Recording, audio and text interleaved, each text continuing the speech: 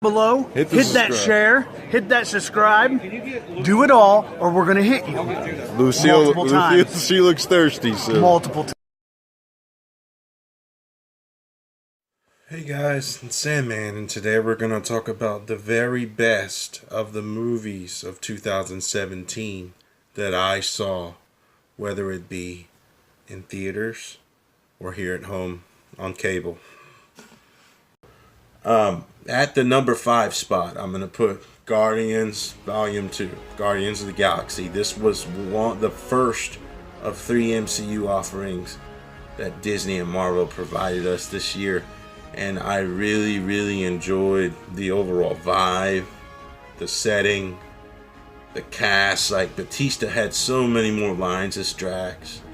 The dynamic between the characters interacting. It was more than Raccoon and Groot hanging out. It was showing how Rocket meshed with everyone in the group, not just Groot. His meshing with Peter and Peter's love for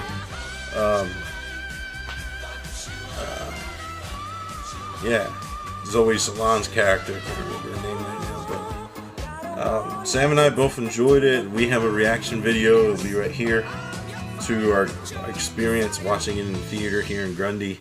So number 5 on my overall best movie of 2017 is definitely Guardians Volume 2. So moving on to the 4th spot of the best of this year's offering for movies that I actually saw. I'm going to go with the Stephen King remake of It.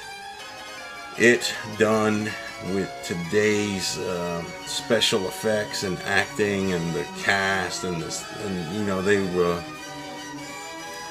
delivered such an epic recreation of the era, very similar to the way Stranger Things has made the 80s come back to life with the true to the era lingo and the clothing and the vehicle choices. And what was on television, what was in newspapers, all that era is perfectly captured in the It remake.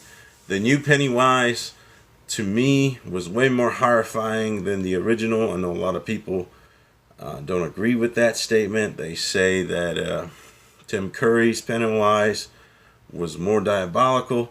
I find this guy in the old world clown suit, Skarsgård, however you say his last name, that guy, to be way more terrifying. We do have a reaction to when we saw it, Sam and I. We have that video, it'll be right here. It is number 4 on my overall best movies of 2017 that I saw. Moving into the number 3 spot, Blade Runner 2049. Very good, very long. You can tell that the guy that created Aliens,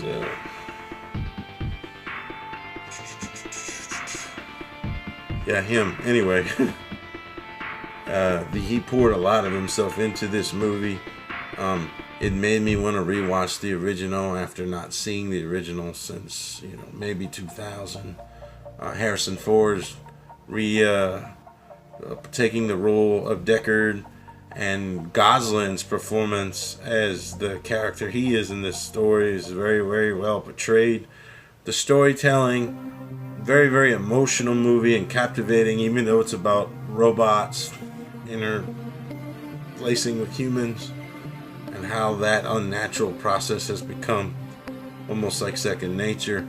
Very good movie. Anybody who loves science fiction and anyone who loved the first Blade Runner should definitely check it out.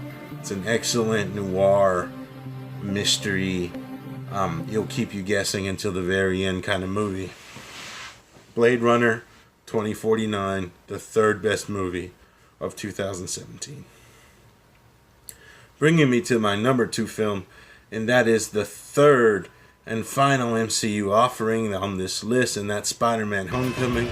I really enjoyed Tom Holland's portrayal as Peter Parker and as Spider-Man. The last guy, Garfield, was very good as Spider-Man, but he was a terrible Peter Parker. This kid, Holland, has the chemistry to do both roles quite naturally and true to the comic. I know it's the more modern telling of Spider-Man's origin, And that's fine. I like it. They have to make it more contemporary for kids who are growing up, you know, from the 2000s moving forward. They can't keep things the way they were in the 70s, 80s, and 90s. They have to progressively update these stories to keep new fans coming into it, to support it. So I applaud Marvel and Disney, the MCU. This is, to me, the best MCU offering of 2017. That's Spider-Man Homecoming. You can watch my spoiler-foiled review on it right here. And the number 2 best movie on my list of 2017, Spider-Man Homecoming. Bravo, Disney and MCU. And the number 1 movie that moved me as a fan, as a geek, as a movie buff, as someone who loves compelling storytelling via the film medium is Logan. I love Logan. I've watched it maybe 4 times. I still need to watch it in the black and white version, the noir. Here's our reaction to when we saw it. Nothing moved me more cinematically and emotionally than Logan did as a storytelling. The performances by Hugh Jackman and the little kid that's X-23, and Patrick Stewart's final appearance as Xavier. It was the swan song for Hugh Jackman and Patrick, because they are no longer going to reoccur these roles that they've done for so many years. Hugh, I think he delivered his best performance yet. I love Logan way more than I do Wolverine, where he was in Japan, and then the Origins Wolverine. This movie is far superior to both of those films. One of the better ones under Fox's helm.